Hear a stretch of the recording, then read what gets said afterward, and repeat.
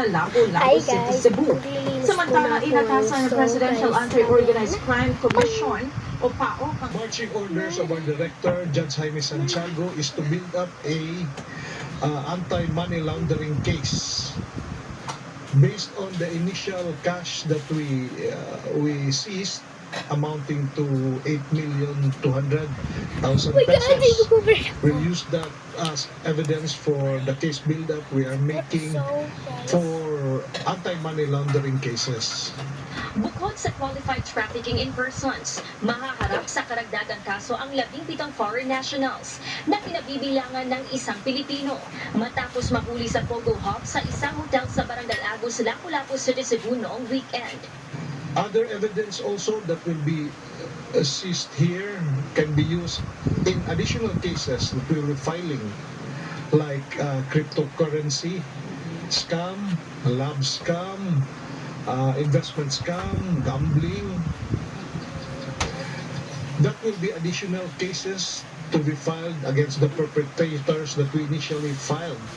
Dalawang search warrants ang inihain kahapon ng National Bureau of Investigation para pumasok at kunin ang mga device at iba pang mga otoridad. Tapos na nga ako mag-tinis. Sasakyan din ang nasa ilalim ng Provincial Asset Preservation Order na malaki rin ang may Lalahay kayo sa vlog ko. Posible kasi itong Say hi, Saya! laban sa mga suspect. May ginagawa ng NDLTO para alamin ang mga nagmamayari ng Hi! sasakyan. Say hi! Sa pamamagitan ng isang memorandum, inatasan ng Presidential Anti-Organized Crime Commission ang Anti-Money Laundering Council na i-freeze ang assets Mag-ay kay Saya.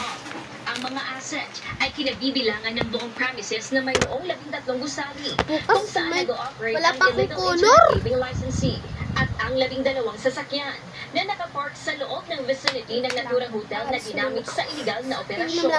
Gladys Tuwabi, UFO City ang mga kampo ng Police Regional Office Davao at ang Kingdom of Jesus Christ kaugnay ng ginagawang operasyon ng mga pulis para ma-serve ang warrant of arrest laban kay Apollo Kibuloy.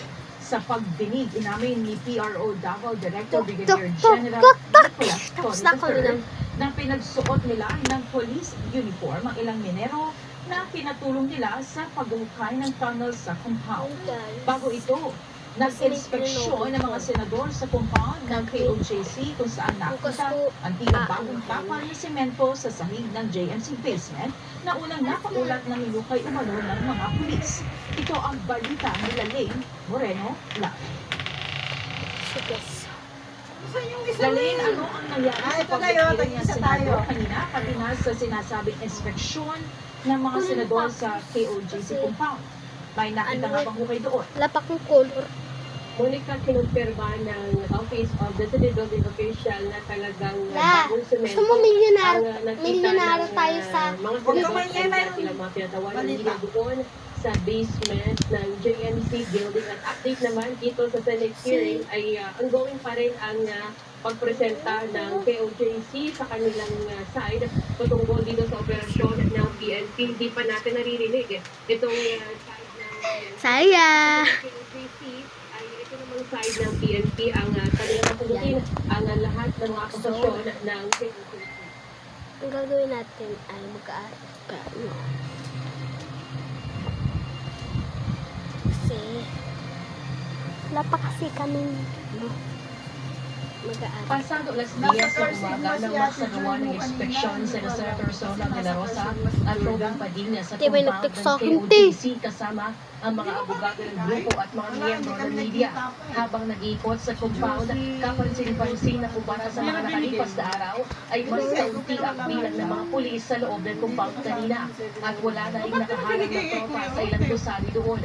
Unang pinasok nila Senator de la Rosa ang KOJC Cathedral kung saan 2 times 2. ang mga pulis na sekretong lagusan ni Kibuloy. 4. Sinilit ng mga senador ang sinasabing secret 4 door times na 4. nakatuong ng isang kwarto.